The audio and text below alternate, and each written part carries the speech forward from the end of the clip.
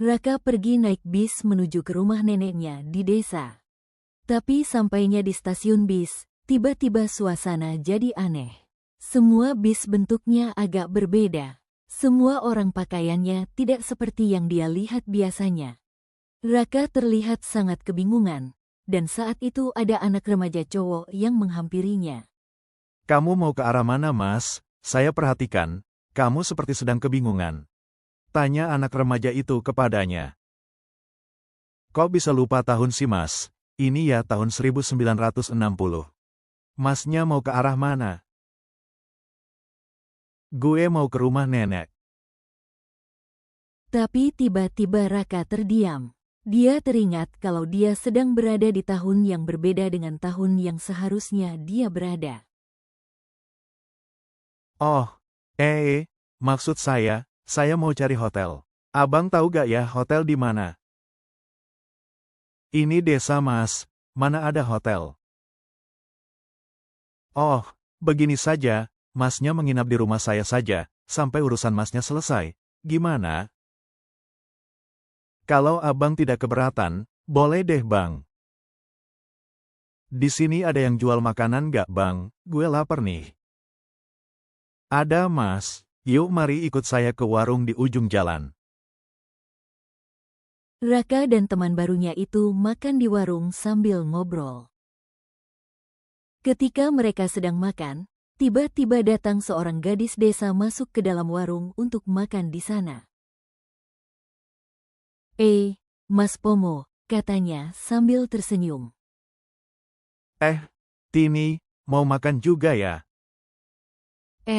Iya Mas.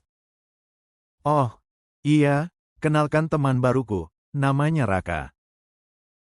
Oh, nama saya Tini. Salam kenal, dan selamat datang di desa kami ya Mas.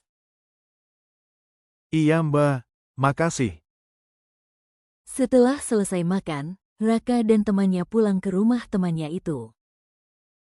Saat sampai di rumah temannya itu, Raka bingung. Dalam hati dia berkata, ini kan rumah kakekku, kakek Rahmat. Pomo, gue mau tanya, ini rumah siapa? Oh, ini rumah orang tua saya, Mas. Yuk, mari masuk. Raka langsung kaget.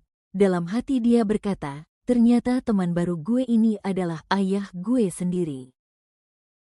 Tapi dia mencoba untuk tenang. Dia pun mengikuti teman barunya itu yang tidak lain adalah ayahnya sendiri untuk masuk ke rumahnya.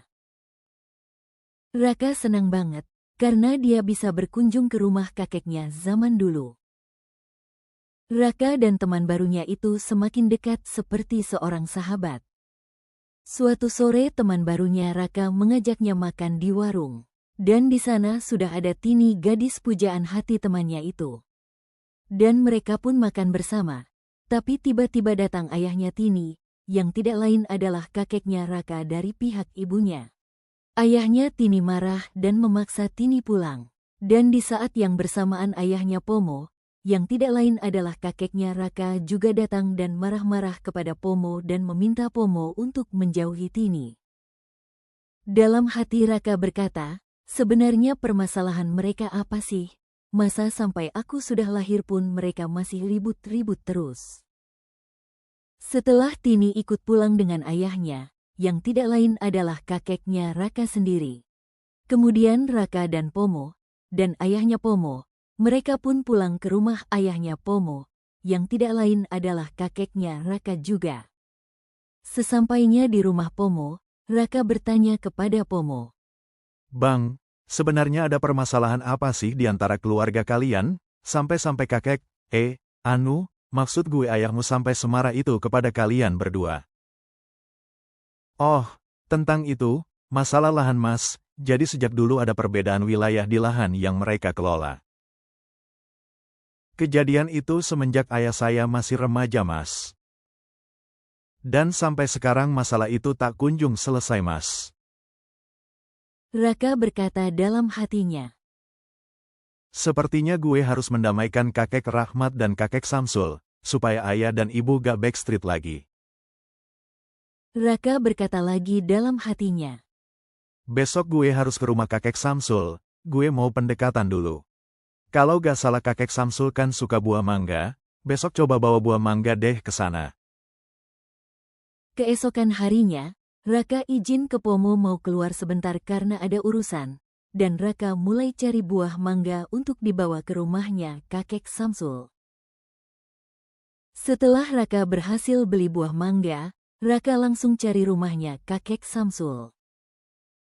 Pas Raka lewat dari depan rumahnya kakek Samsul, ternyata si kakek ada di teras rumah. Langsung aja dia samperin si kakek.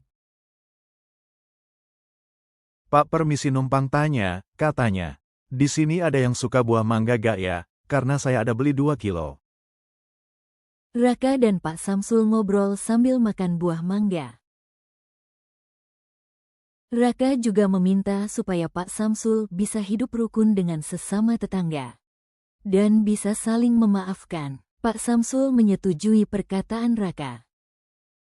Dan akhirnya mereka bisa hidup rukun semua.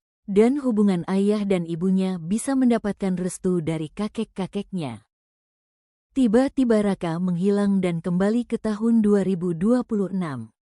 Dan Raka sedang berada di stasiun bis, tapi dia tidak jadi ke rumah neneknya, karena neneknya sedang main ke rumahnya.